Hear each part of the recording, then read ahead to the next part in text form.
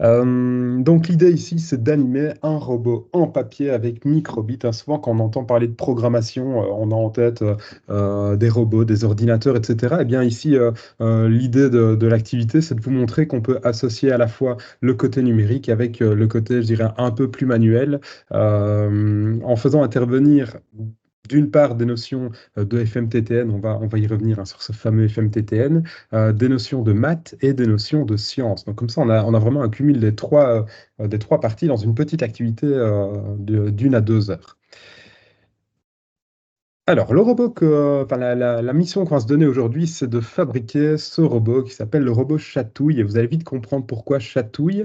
Donc, en fait, le défi, donc, fabriquer un robot en papier, le programmer à l'aide d'une carte microbit pour qu'il lève les bras lorsqu'on lui touche le pied. En réalité, la petite astuce, hein, si vous êtes professeur de sciences, eh bien, vous savez peut-être que l'aluminium est conducteur. Et donc, en fait, en dessous d'un de ses pieds, on lui a mis de l'aluminium qu'on va connecter à une carte microbit. Et comme ça, quand on lui touche le pied, il va remuer les bras qui sont pilotés par des petits moteurs qu'on appelle des servomoteurs. Alors, la programmation à l'école, on va d'abord démarrer par ça. Ceux qui étaient déjà à la session d'avant vont retrouver en fait la même question de départ, mais les nouveaux participants vont pouvoir également avoir l'occasion d'y répondre. Ce que je vais vous demander maintenant, je vais vous faire participer un peu, c'est de vous connecter sur le WooClap, soit en flashant le QR code qui s'affiche à votre écran, soit en allant directement sur WooClap et en tapant comme code d'événement Stémentiel 2024 et vous allez normalement tomber sur la première question que j'ai lancée. Hop. Alors moi, je vérifie également si ça fonctionne. Voilà, vous allez sur le WooClap et je vous demande comment est-ce que vous vous sentez aujourd'hui. Il suffit simplement de cliquer sur la petite carte qui vous correspond le mieux, de cliquer sur Valider. Comme ça, je vais vérifier voilà, si ça fonctionne. Peut-être que Adèle, tu peux remettre éventuellement le lien complet dans le chat. Je m'en occupe, je fais ça tout de suite. Super. Vous n'avez plus qu'à cliquer dessus. Sinon, un téléphone, vous pouvez flasher le QR code et tomber sur la première question, cliquer sur Valider. Comme ça, on va vérifier si ça fonctionne pour tout le monde, avant de passer à la seconde question qui nous intéresse un peu plus.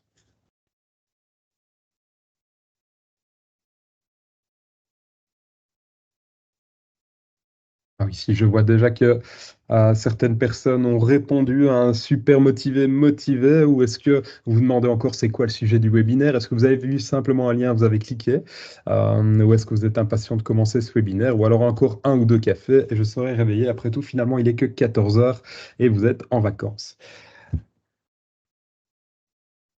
Est-ce que c'est bon pour tout le monde? Alors, vous pouvez rejoindre de toute façon le WooClap directement, le code d'événement reste affiché là au-dessus. Je vais passer à la deuxième question.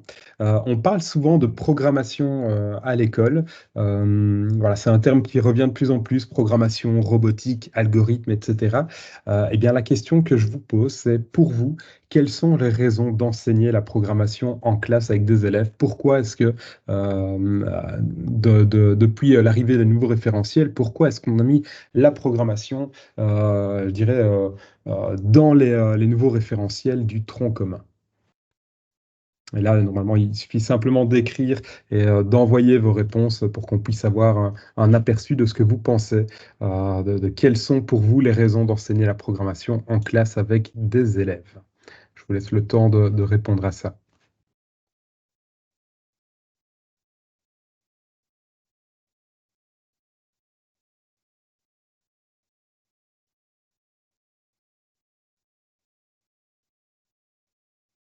Est-ce que c'est bon de votre côté? Ah.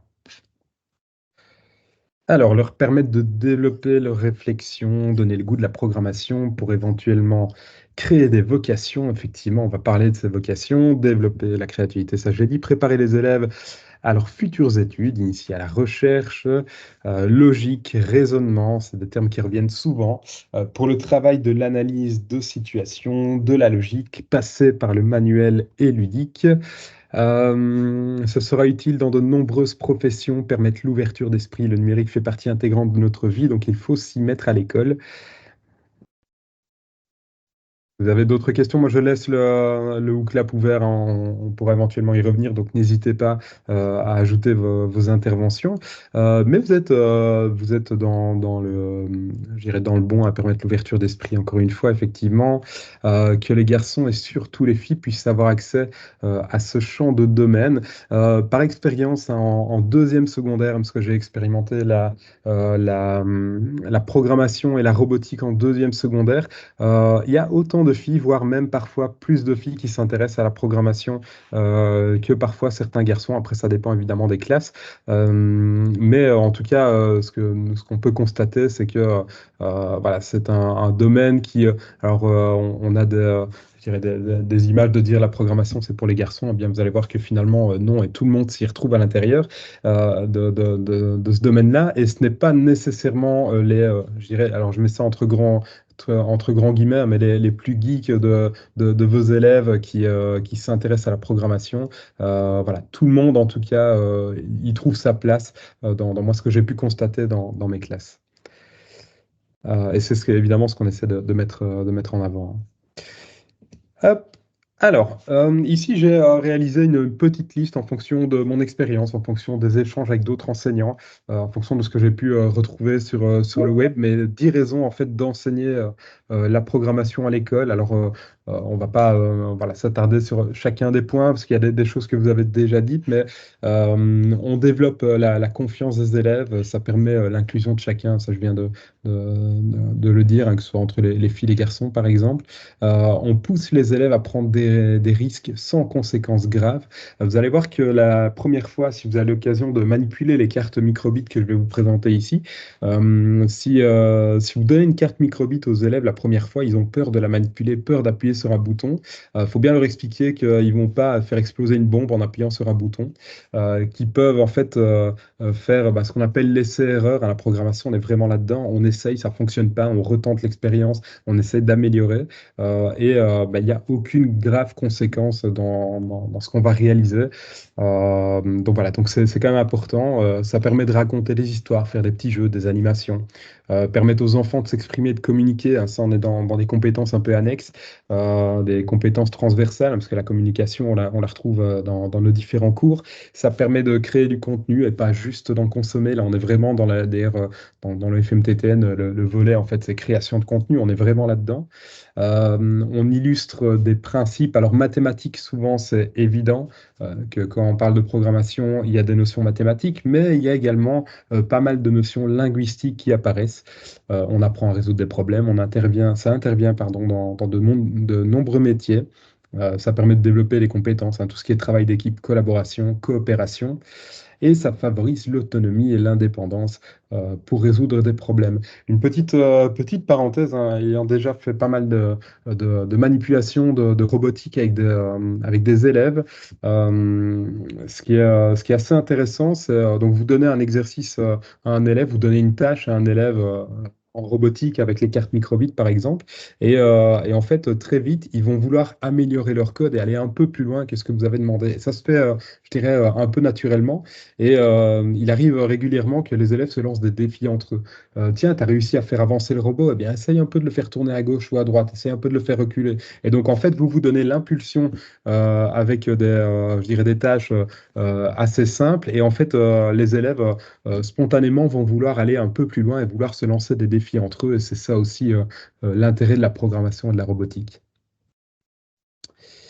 Alors, dans le programme, hein, ce fameux FMTTN qui arrive pour les enseignants du secondaire à la rentrée 2026, alors on ne sait pas encore trop comment il va se mettre en place. Tout ce qu'on sait, c'est que c'est un cours, donc c'est vraiment un cours, hein, c'est une formation de 3 heures par semaine, donc c'est quand même assez conséquent. Dedans, on retrouve pas mal je dirais, d'aspects un peu plus manuels, un peu plus techniques, mais également technologique et numérique. C'est surtout sur la partie numérique qu'on va se concentrer aujourd'hui. Mais donc voilà, donc un nom un peu Voilà, un peu compliqué à retenir, information manuelle, technique, technologique et numérique, donc FMTTN. Alors, pourquoi est-ce que je vous parle de ça? Bah, premièrement, parce que c'est quand même intéressant d'aller voir ce qui se trouve dans ce programme. Vous allez voir qu'il y a déjà des choses, hein. Tout n'est pas nouveau, il y a des choses qu'on fait déjà. Vous avez peut-être, par exemple, déjà créé des PowerPoint avec vos élèves. Et bien, du coup, la compétence création d'un support de présentation ou d'un PowerPoint intervient dans ces nouveaux référentiels. Et à la fin des référentiels, parce qu'il y a quand même des nouveaux termes, on n'a pas tous été formés à la programmation, eh bien, il y a des termes qui sont repris dans un lexique qui se trouve à la fin. Alors moi, j'ai repris la définition, entre guillemets, de programme et programmé, qui se trouve vraiment à la fin du référentiel. Vous tapez référentiel tronc commun sur un célèbre moteur de recherche qui commence par G, et vous allez trouver le premier lien qui vous mène vers le site d'enseignement.be et vous allez retrouver tous les référentiels. Alors, c'est quoi la programmation? C'est quoi le programme? C'est quoi programmer? En fait, c'est simplement une suite d'instructions. Alors, moi, je prends souvent l'exemple de la recette de cuisine. C'est une suite d'instructions exécutées par un ordinateur. Dans ce cas-ci, ça va être exécuté par cette fameuse carte microbit pour réaliser une tâche donnée, pour faire bouger les bras du robot quand on lui touche les pieds. Ça va. Après, on a le terme programmer. Alors, on voit concevoir un logiciel informatique. Alors, n'ayez pas peur en fait avec ce terme. Un logiciel informatique, on va en créer un ici, hein. Le fait de toucher le pied et de faire bouger les bras, c'est un logiciel informatique en soi. Donc, pas besoin d'imaginer qu'on va devoir recoder complètement un logiciel comme Word ou PowerPoint, loin de là. Donc voilà, c'est créer en fait des petits programmes informatiques qui permettent d'exécuter des tâches, qui permettent d'exécuter des algorithmes.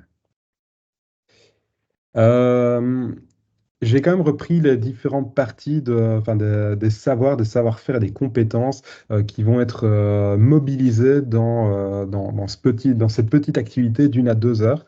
Dans le référentiel d'FMTTN, dans la partie création de contenu, on va retrouver des savoirs, des savoir-faire, des compétences, notamment la programmation et les logigrammes, lire un algorithme simple, écrire un algorithme simple, concevoir un algorithme pour résoudre un problème.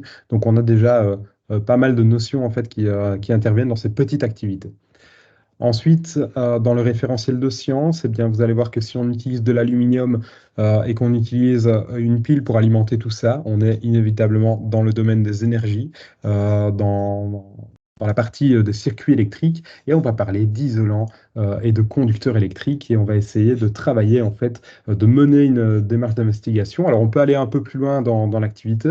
On peut se dire, bah, tiens, on va proposer plusieurs matières aux élèves et on va leur demander voilà, de choisir la matière la plus adéquate pour réaliser le robot, dont l'aluminium.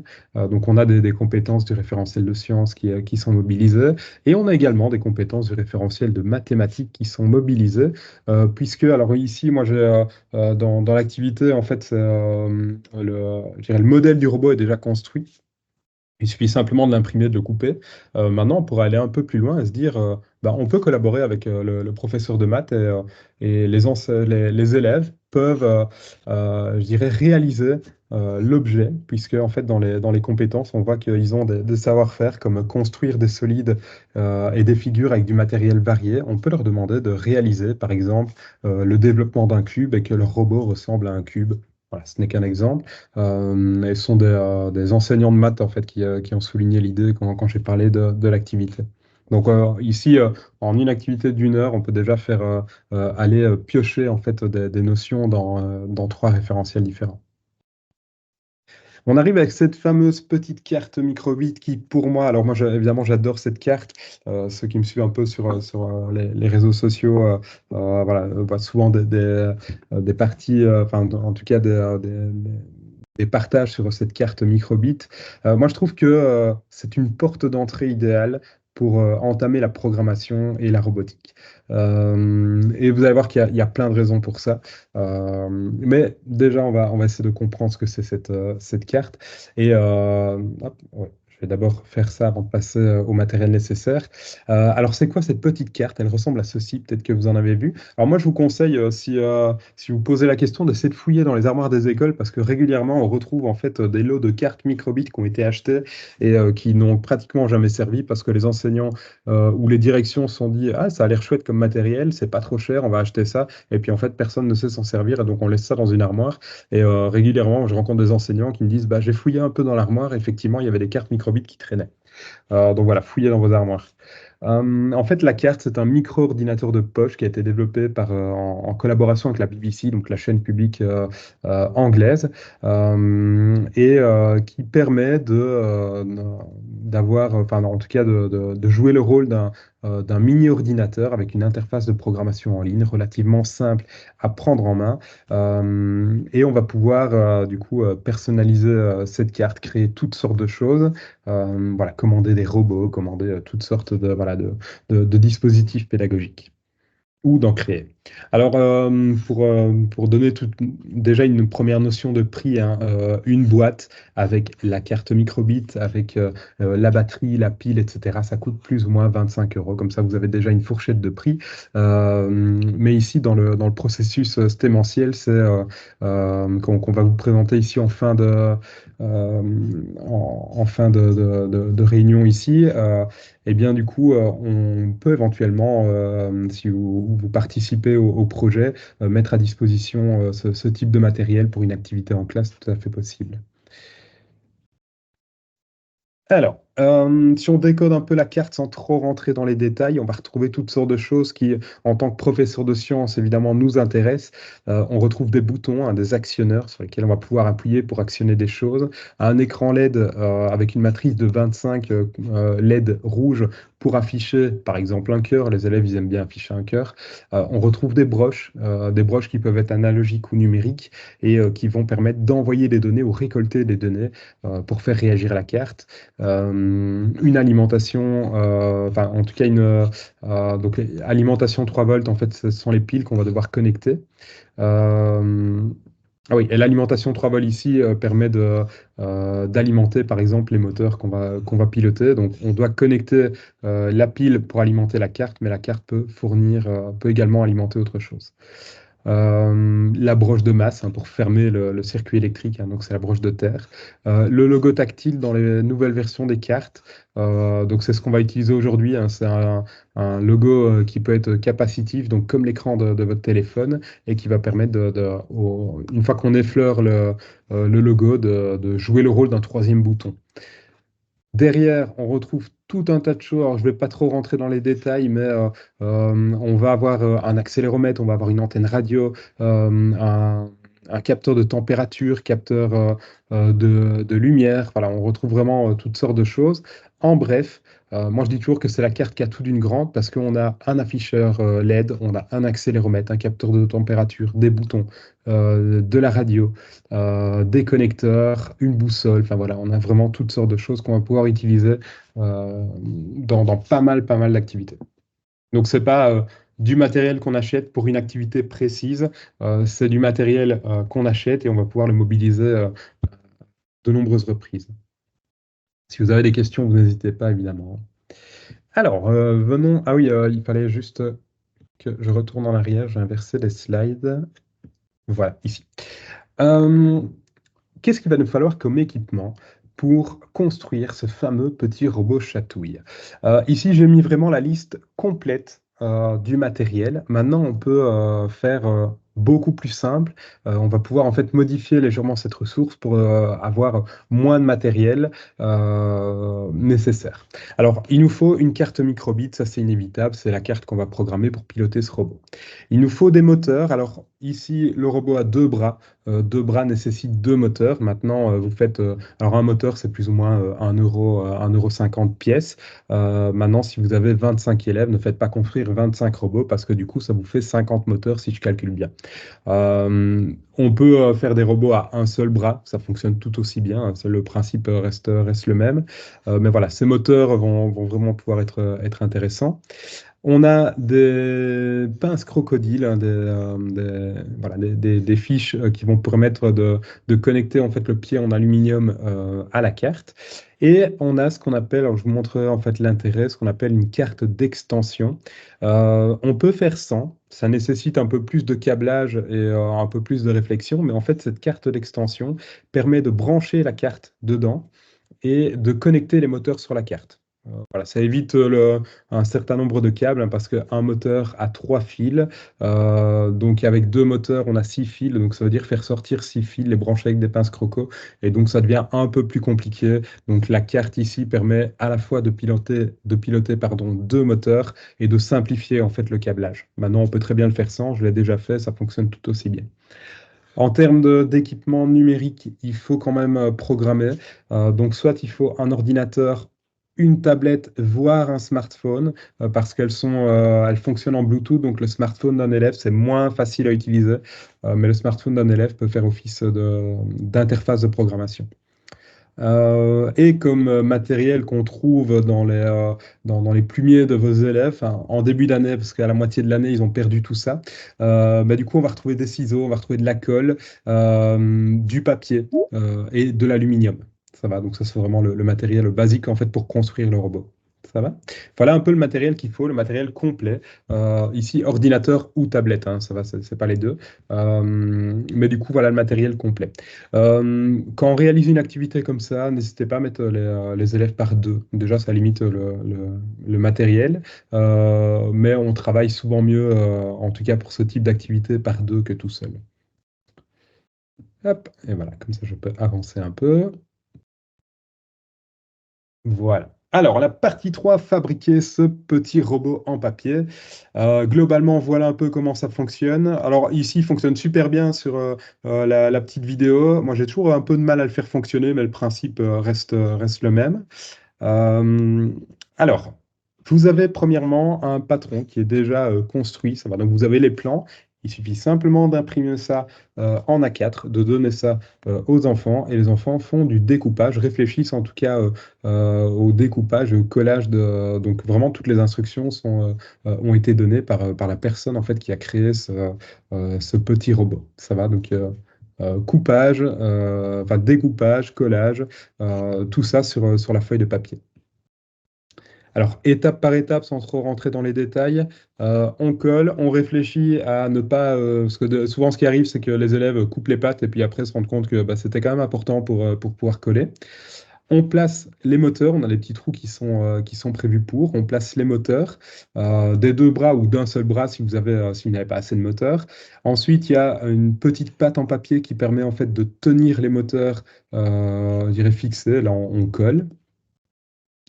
Ensuite, on assemble, donc voilà, ici, on fait passer en fait les câbles et on colle la petite patte qui est calculée en fait pour maintenir ces moteurs. Ces moteurs sont universels, hein, donc en cherchant servomoteur, mais on vous fournira en fait toutes les ressources nécessaires et donc où acheter ces moteurs. Mais on les trouve relativement facilement. Du coup, on met cette petite patte, on fait passer les câbles, on referme la petite boîte et on a notre petit robot qui est presque terminé. Ensuite, il faut faire la fabrication du pied en aluminium. Pour ça, on va utiliser une bandelette d'aluminium assez épais. Je l'ai déjà fait avec de l'aluminium, vous savez, un peu plus fin. Donc, du coup, bon marché, mais je trouve que ça fonctionne un peu moins bien. Et donc, voilà, préférable de prendre de l'aluminium un peu plus épais. On colle la bandelette d'aluminium sur le pied, on le plie pour que ça fasse un peu joli en accordéon, et on colle les pieds. Ensuite, on fabrique les petits bras. Là, pareil, on découpe, on colle. On enfile les bras avec un petit morceau de pâte à fixe, hein, c'est un conseil, sinon, en fait, au premier mouvement, les bras ils vont tomber. Et notre robot est fabriqué. On lui fait des yeux, une bouche, un joli visage. Et comme ça, notre robot est vraiment tout mignon. Derrière le robot, on va en fait connecter, donc on va laisser une bande d'aluminium dépassée, on va connecter cette pince crocodile. Pince crocodile qui va venir en fait se pincer sur le logo qu'on va programmer en mode capacitif. Donc comme ça, dès qu'on touche normalement la bande d'aluminium, si vous avez des petites notions de conducteur isolant, l'aluminium étant conducteur, en fait, si on touche cette partie-là, c'est comme si on touchait le logo et donc le bras bouge. Alors normalement dans l'absolu ça fonctionne, parfois il faut un peu chipoter, il faut un peu de patience pour que la pince crocodile et la bande d'aluminium touchent parfaitement le logo qui est placé un peu plus bas que de la carte, mais normalement ça fonctionne. Partie 4, c'est la partie programmation de ce petit robot en papier. Alors, pour la partie programmation, je vais d'abord faire une petite parenthèse, supposant que personne, enfin que tout le monde ici n'a jamais programmé. Alors, c'est peut-être pas le cas, vous êtes peut-être déjà un adepte de la programmation. Alors, la programmation, souvent on a l'impression que c'est très compliqué. Vous allez voir que finalement, depuis quelques années, ça s'est largement démocratisé et simplifié, et pour les enseignants et pour les élèves, parce qu'on va utiliser de la programmation par bloc, c'est-à-dire que on met de côté en fait les lignes de code qu'on a l'habitude de voir quand on voit des développeurs et des informaticiens. Et ces lignes de code ont été simplement remplacées par des petits blocs qu'on va venir empiler comme les pièces d'un puzzle. Donc, à la place d'avoir des lignes de code ici, par exemple, dans un langage de programmation qui est le JavaScript, eh bien, on va l'avoir sous forme de blocs visuels écrits en français et donc voilà, plus facile à interpréter. La programmation, c'est quoi? C'est finalement parler à l'ordinateur, parler à la carte en utilisant un langage de programmation qui ici va être la programmation par bloc. Tous les programmes fonctionnent plus ou moins de la même manière, que ce soit Scratch, que ce soit MakeCode, celui qu'on va utiliser ici. Vous avez toujours des familles de blocs, qui ne sont pas toujours rangés de la même manière, mais vous avez des familles de blocs. Dans ces familles, vous avez des blocs de différentes couleurs. Ces blocs vont être glissés dans une zone de travail et vont s'aimanter les uns des autres comme les pièces d'un puzzle. Le logiciel qu'on va utiliser pour cette carte microbit, c'est une plateforme en ligne qui s'appelle MakeCode et voilà, qui fonctionne relativement bien pour programmer les cartes microbit. Donc voilà, je vous remets le lien dans les slides, le lien vous l'aurez dans les ressources qu'on va vous envoyer. Mais donc makecode.microbit.org, c'est la plateforme qui permet une des plateformes en tout cas qui permet de programmer les cartes microbit. Voilà à quoi ressemble globalement la plateforme. Vous avez un simulateur de programme. Alors ça, c'est super intéressant. Un peu moins dans notre cas parce qu'on associe la partie numérique, enfin la partie virtuelle à la partie physique, le robot qui bouge ses bras. Mais ce simulateur de programme permet déjà de faire de la programmation microbit sans carte microbit, puisque la carte va vraiment être simulée. Si vous utilisez par exemple le capteur de température, vous allez voir qu'il y a un petit bouton température qui permet d'augmenter virtuellement la température ou de la diminuer. Si vous mettez le capteur, enfin l'accéléromètre qui permet de secouer la carte, vous allez voir un bouton shake, vous appuyez dessus et la carte simule en fait le fait de la secouer. Donc ce simulateur permet déjà de faire des petites activités avec microbit sans nécessairement avoir de carte. On a la boîte à outils, on a l'espace de travail et on a le choix de langage de programmation qui par défaut est sur bloc. En secondaire inférieur, on reste sur bloc. Après, en secondaire supérieur, on peut éventuellement passer sur d'autres langages de programmation. Hop. Alors, globalement, moi, je vous montre, sans trop rentrer dans les détails, mais le programme de ce petit robot. Comme ça, on peut le décoder entre nous. Mais en gros, au démarrage, ce que je vais faire, c'est que je vais définir mon logo en mode capacitif. Comme ça, au moins, la carte sait que dès que j'effleure le logo, eh bien, ça fonctionne comme l'écran tactile de votre téléphone. Et ensuite, je vais régler les moteurs qu'on appelle P1, P2, sur 90 degrés. Ça veut dire que ces moteurs vont toujours se situer de la même manière. Ça va? Ça, c'est au démarrage. Comme ça, dès que je démarre mon programme, le logo se met en mode capacitif, les moteurs se mettent dans une certaine position. Ensuite, dès que j'appuie sur le logo, alors ici c'est appuyer sur le logo, en fait c'est toucher le pied.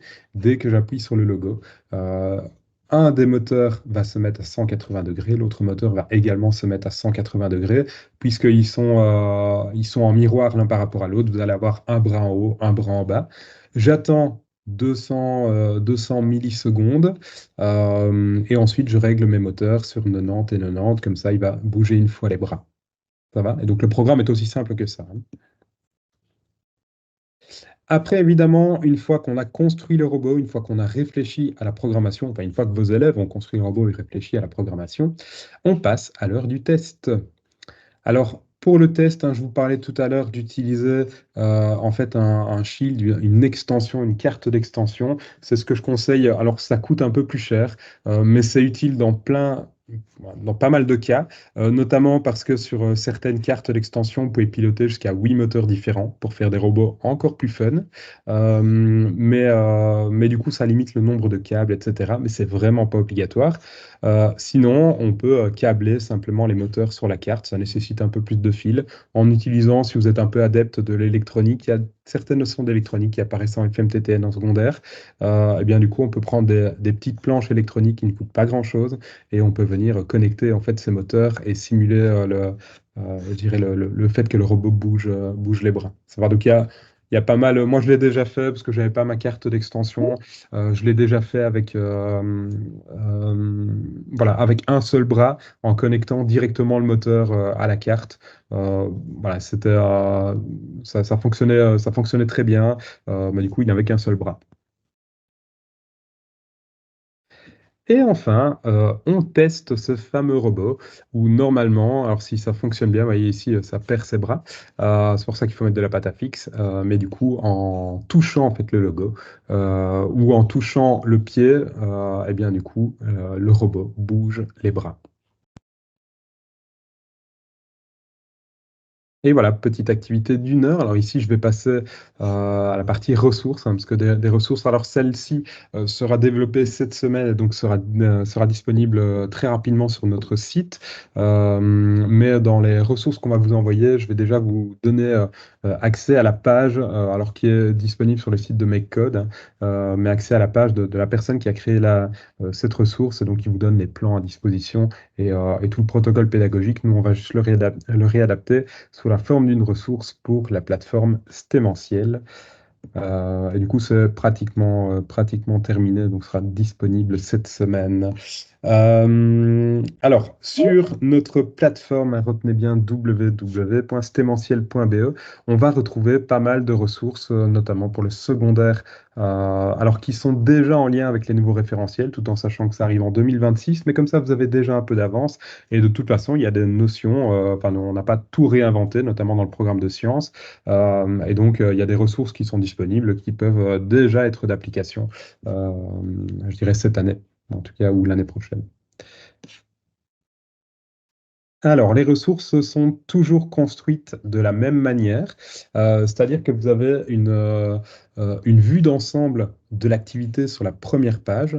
Alors, vue d'ensemble de l'activité, ça signifie quoi? Ça signifie que sur une seule page, vous avez déjà un aperçu global de l'activité. Vous avez le public, vous avez la matière ou les matières qui sont concernées, la durée approximative en fonction de ce qu'on estime, le résumé de l'activité, les objectifs d'apprentissage, le matériel en classe et des liens avec des métiers existants dans le domaine des STEM.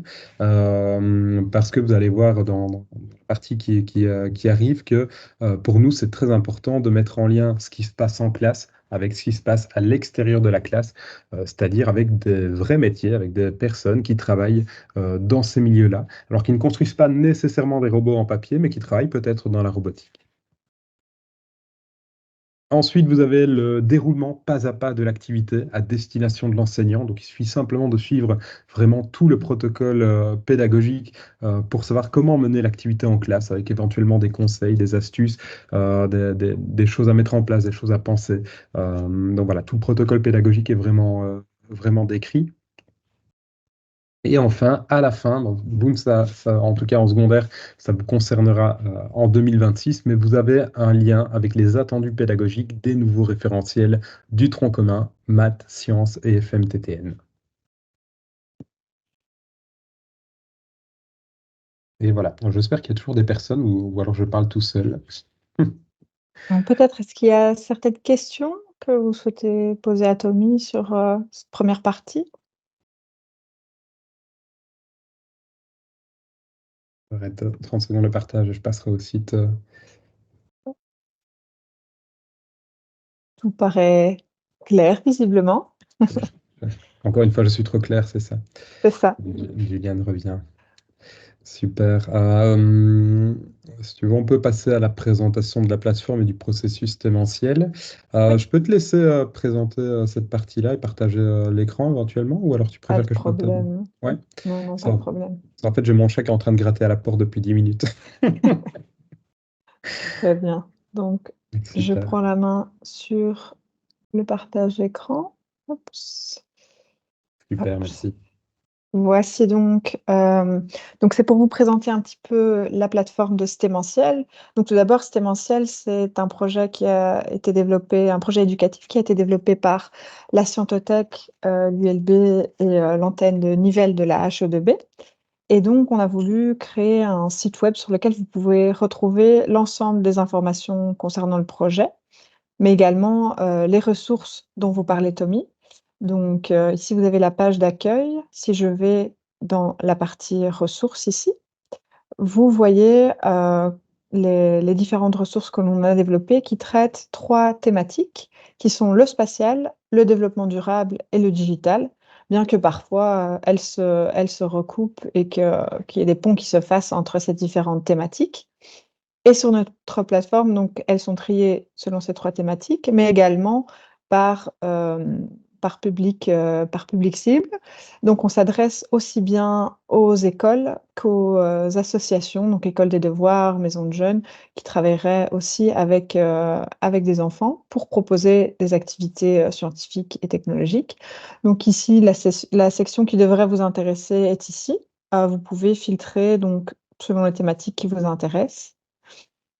Et si on prend l'exemple de la ressource Cache-Cache avec la Terre, qui travaille notamment la programmation avec Scratch, vous avez un lien direct vers les ressources pédagogiques, donc qui sont disponibles à la fois en PDF, si vous souhaitez directement les mettre en place telles quelles dans vos classes. Donc elles sont tout à fait clés en main. Vous pouvez vous les approprier. Elles sont publiées en Common Creative, donc c'est vraiment pour que vous puissiez les utiliser telles quelles.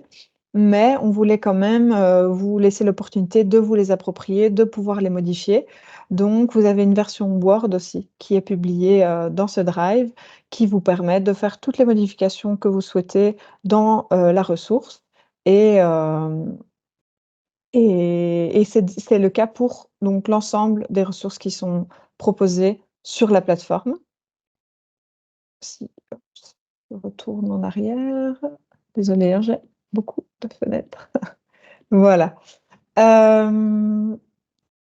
Donc, si vous recherchez aussi davantage d'informations sur le projet, vous avez la page personnel pédagogique qui vous est destinée en tant qu'enseignant et en tant que membre d'association. Vous pouvez retrouver donc on a fait un vade-mecum, donc c'est un guide plus détaillé avec l'ensemble des informations sur le projet. Également, ce qu'on vous demande en fait, heu, c'est de nous remettre quand vous avez réalisé l'activité, c'est de nous remettre un petit guide, un petit, dossier de participation. Donc c'est un bref retour sur ce qui a été réalisé. Et le parcours Stémentiel propose en fait à l'ensemble des participants qui auraient réalisé une activité en classe et qui l'auraient documentée, de pouvoir rencontrer un scientifique, un professionnel des STEM pour qu'il puisse venir présenter son métier.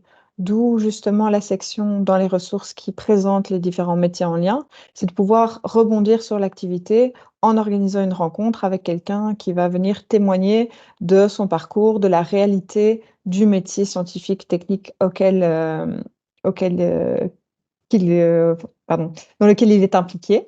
Et du coup, pouvoir venir échanger avec les élèves, qu'ils découvrent ce métier, qu'ils découvrent de nouvelles perspectives.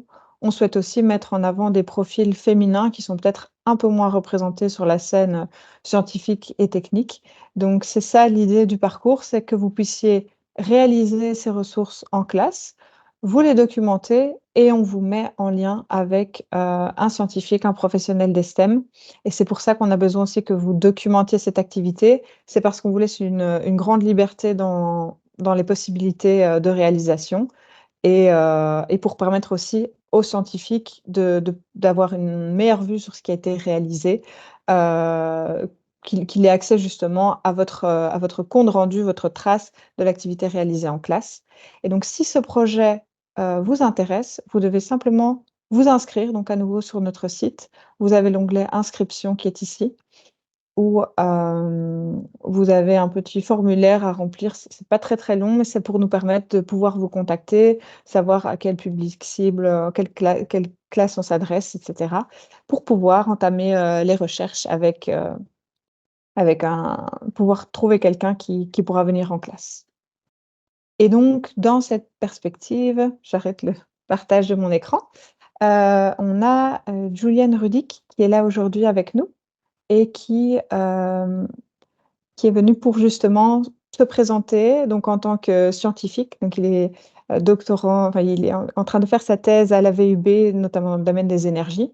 Mais je vais le laisser se présenter. Donc c'est pour vous donner justement un petit avant-goût de cette rencontre avec un scientifique. Quel type de profil pourrait être invité dans votre classe? Et Juliane va justement vous présenter son parcours et en quoi ça pourrait être en lien avec le numérique pour inspirer vos élèves. Oui, donc bonjour tout le monde. Donc oui, je fais de la recherche à la VUB. Mon labo s'occupe des communautés d'énergie. Donc c'est tout ce qui est assez gros pour produire sa propre énergie avec des panneaux solaires, des turbines à gaz et d'autres engins. Et moi, je travaille spécifiquement sur le contrôle de ce qui est contrôlable. Donc par exemple, s'il y a une batterie dans une maison, je fais de la recherche pour savoir comment la contrôler au mieux. Ou votre pompe à chaleur, je fais aussi de la recherche pour savoir quels sont les meilleurs moments de les allumer ou pas. Ce que je vais vous présenter ici, c'est le travail que j'ai fait pendant mon bachelier. Donc j'ai fait un programme de bachelier de sciences à Maastricht, aux Pays-Bas. Et pendant les 5 derniers mois, ils nous envoyaient faire 5 mois de recherche dans un labo.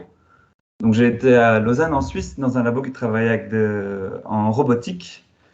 Et donc je vais partager mon écran parce que j'ai quelques petites photos. Donc,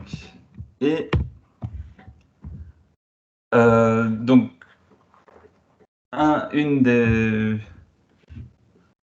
des endroits de recherche qu'ils étudiaient, c'était les robots sniffers.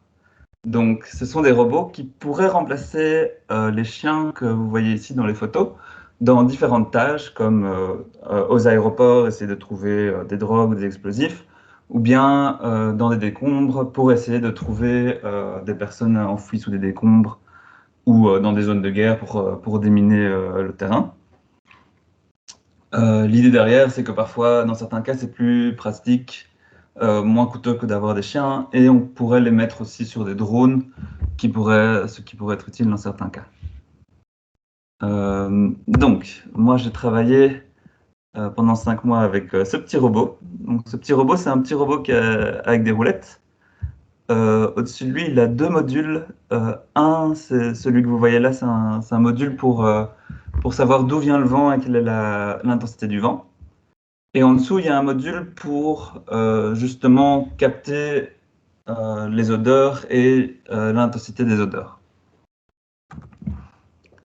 Donc, ce petit robot-là, le labo dans lequel j'étais, ils avaient un bon algorithme pour trouver la source d'une odeur en 2 dimensions. Mon travail, ça a été de porter cet algorithme en 3 dimensions. Pour ça, j'ai travaillé dans une soufflerie, donc, que vous pouvez voir ici. Donc, c'est une soufflerie, elle fait 10 mètres de long. Et ici, vous pouvez voir le petit robot que je vous ai présenté tout à l'heure.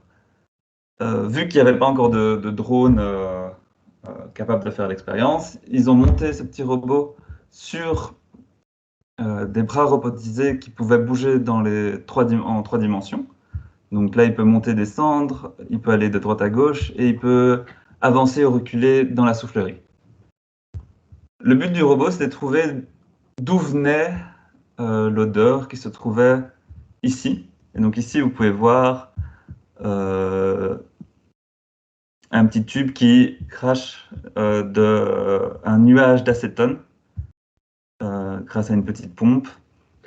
Et vu qu'on est dans une soufflerie, il y a du vent qui souffle vers le fond de la soufflerie. Donc pour vous montrer ça un peu mieux, j'ai une petite vidéo qui devrait être expliquer bien comment ça se passait. C'était là-dedans. Voici. Donc au début de ma recherche, j'ai beaucoup travaillé en simulation. Donc, vous pouvez voir ici, c'est une simulation du problème qu'on essaie de résoudre. Ça, c'est... En gros, maintenant, en recherche, en robotique, en informatique, on passe presque toujours par des simulations jusqu'à ce qu'il y ait un algorithme qui fonctionne pour après le tester en réalité quand quelque chose fonctionne. Donc ici, vous pouvez voir le petit robot que vous avez vu précédemment dans la soufflerie. Ici, c'est la source de l'odeur. Et en bleu, vous voyez une représentation du nuage d'odeur qui traverse la soufflerie. Donc vous allez voir le robot, il va faire au début, il ne sait pas du tout où est la source d'odeur, et il va faire des petits mouvements pour essayer de mesurer cette odeur, et pour savoir où elle se trouve. Donc au début, il ne sait pas où elle est, il se balade un peu, jusqu'à ce qu'il tombe dans le nuage d'odeur, et là, ah, il est dedans, et donc il commence petit à petit à se diriger vers où se trouve l'odeur. Et pour au final réussir à la trouver. Et donc voilà, il a bien réussi sa tâche en simulation. Donc maintenant, on peut tester ça en soufflerie. Et donc ça, c'est toutes des expériences que j'ai pu effectuer dans le cadre de ces 5 mois de recherche. Donc ça, c'est la même photo qu'avant, c'est la soufflerie vue de derrière la source d'odeur. Le robot se trouve ici, le vent souffle par là. Donc vous allez le voir bouger comme en simulation dans différents actes. Et il va y avoir une petite carte ici qui va vous expliquer un peu mieux à l'intérieur du robot comment fonctionne l'algorithme. Donc voilà, ça c'est la petite carte interne que le robot se fait du problème. Donc en fait cette carte-là c'est la carte de la soufflerie avec, vous voyez au niveau 0 ici, ça c'est le niveau du sol. Puis il y a à 20 cm du sol, à 40 cm du sol. Et la couleur des petites cases que vous voyez, en fait, c'est les endroits où le robot pense que l'odeur pourrait être. Et le plus c'est rouge, le plus le robot pense qu'il y a une forte probabilité que la source de l'odeur soit là. Donc là, vous voyez, c'est rouge un peu partout, parfois c'est un peu bleu. En fait, le robot, c'est le début de l'expérience, il ne sait pas du tout où se trouve l'odeur. Et donc, il va commencer à faire des petits mouvements dans la salle pour raffiner son idée de où pourrait se trouver l'odeur. Il fait un petit mouvement, il fait des mesures.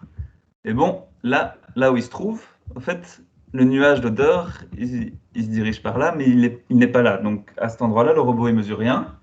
Donc, il se dit, ah, en fait, tout ce qui est devant moi, l'odeur ne se trouve pas là, et du coup, je dois aller chercher ailleurs. Donc il se balade, et puis là, il élimine certains endroits, et hop, vous voyez ici, les couleurs ont changé. Ça, c'est parce que le robot a enfin mesuré quelque chose grâce à son capteur d'odeur, et il se dit, avec cette mesure, que la source de l'odeur se trouverait plutôt vers le fond de la salle, et plutôt centré peut-être vers la gauche. Donc, il va commencer à avancer vers cet endroit-là, continuer à faire des mesures, et petit à petit se faire une meilleure idée de où se trouve l'odeur. Donc là, il pense que c'est toujours encore un peu à gauche. Là, il se rapproche.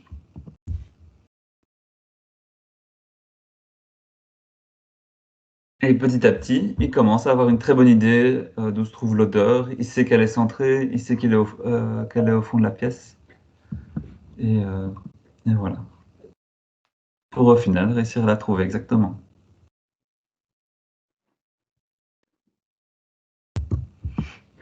Donc voilà.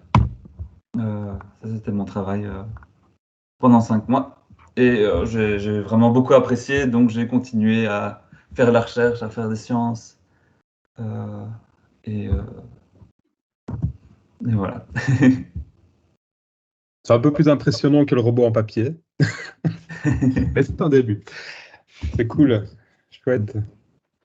Exactement. Donc ça, c'est un type de profil que vous pourriez être amené à faire venir dans votre classe si vous souhaitez prendre part à Stémentiel. Et je ne sais pas si peut-être vous avez des questions, que ce soit sur la présentation de Tommy, sur le projet Stémentiel de manière générale, sur la présentation que vient de nous faire. D'ailleurs, merci encore, Julienne.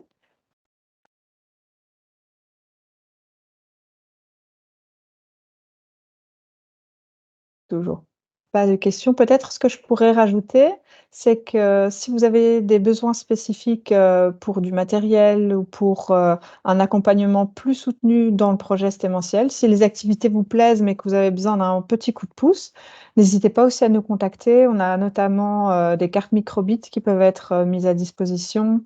On a en tout cas toute une équipe qui est prête aussi à prendre du temps avec vous pour pouvoir vous aider à mettre en place ces activités dans votre classe. Donc, n'hésitez vraiment pas à nous solliciter si vous avez quelconque frein à la mise en place du projet. Ah, on a une question pour Julienne, je pense. Donc, le temps de détection de l'odeur du robot est inférieur à celui d'un chien? Point d'interrogation. Ouais, donc en tout cas au moment où je faisais des recherches là-dessus, c'est pas encore tout à fait au point. Donc le robot, il a des petits trous, il avance pas très vite. Alors qu'un chien, en fait, il peut aller très très vite vers la source d'une odeur, et donc ça lui prendrait moins de temps pour trouver l'odeur. Et les... Enfin oui, donc ça, et ces expériences-là, c'est un peu... Il n'y a pas eu beaucoup d'expériences faites en 3 dimensions pour trouver la source d'une odeur en 3 dimensions non plus. Donc au niveau de la recherche, il y a encore beaucoup de progrès à faire pour arriver au niveau des chiens.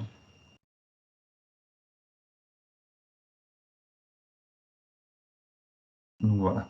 Mais c'est ouais, ça qui est marrant on se dit qu'il y a beaucoup de choses en recherche qui sont déjà très avancées, qu'on peut faire beaucoup de choses avec ChatGPT, avec plein de choses, mais il y a aussi plein de secteurs qui sont pas toujours évidents, où il y a encore beaucoup de progrès à faire. Oui, ça, c'était une grande surprise de Fukushima, hein. C'est au moment où il y a eu cet accident nucléaire, on était persuadé que les robots allaient pouvoir remplacer les hommes, parce que si on savait que si on envoyait les hommes, l'homme aurait de tels degrés d'exposition qu'il mourrait. Et en fait, on s'est rendu compte que les robots ne tenaient pas du tout aux radiations et ils pouvaient pas remplacer l'homme. Voilà. Donc, on a quand même une grosse fantasmatique qui vient des films de science-fiction autour de la robotique. Idem l'intelligence artificielle. Vous pouvez simuler des petites choses ou des parties, mais de là à avoir des fonctionnements aussi complexes que celles de l'homme ou de l'animal, on est encore bien loin de tout ça, quoi.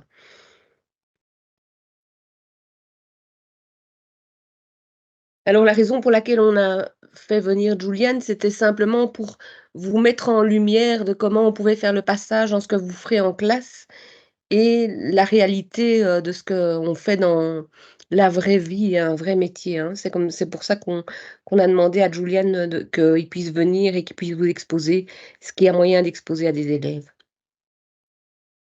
Voilà, voilà. Et donc, si ça vous tente, on vous demande simplement de vous inscrire sur le site et et une fois que vous avez mis en place cette activité, on pourra organiser rapidement, c'est encore possible cette année si vous le souhaitez, rencontrer un professionnel. Même on vous encourage à le faire parce que c'est ces activités qui sont assez courtes et on a déjà une petite liste de professionnels et de scientifiques qui sont disponibles pour venir vous rencontrer. Donc vraiment, n'hésitez pas.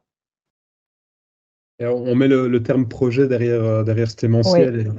Ayant déjà enseigné en secondaire, on sait bien que dès qu'on entend le terme projet, hein, la première chose qui nous vient en tête, c'est la contrainte de temps. On se dit qu'on n'a pas le temps en fait de faire un projet. Et ici, le projet en soi ne nécessite pas beaucoup de temps, hein. Si je prends par exemple l'activité du robot, hein, c'est 1 à 2 heures qui mobilisent quand même pas mal de compétences. Donc ce ne sont pas des activités très longues à mener. Et puis après, on peut même je dirais les adapter, les raccourcir, hein, sans aucun problème si la contrainte de temps est vraiment difficile pour vous. Mais du coup, choisissez des activités qui rentrent encore dans le cadre de votre programme cette année. L'idée, en fait, c'est de vous inciter en fait à faire des sciences, à faire des maths, à utiliser le numérique, les nouvelles technologies. Donc voilà, donc ne pensez pas que le projet mobilise 6 mois de vos cours, hein, c'est vraiment pas ça. Voilà l'idée en tout cas. Effectivement, c'est important de le préciser. Pour terminer, je ne sais pas si vous avez encore d'autres choses à ajouter, parce qu'on a la session suivante donc, qui sera plutôt destinée au secondaire supérieur qui va bientôt débuter, mais vous êtes invité à y participer si ça vous tente. On parlera surtout de démarches expérimentales dans les classes de secondaire supérieur. Donc, je vous laisse la parole avant de continuer sur la prochaine session. Démarche expérimentale qui peut être également appliquée Tout en à fait. secondaire inférieur, hein, donc Tout à fait. C'est pour ça aussi qu'on vous ouais. invite à rester si la thématique vous parle et vous intéresse.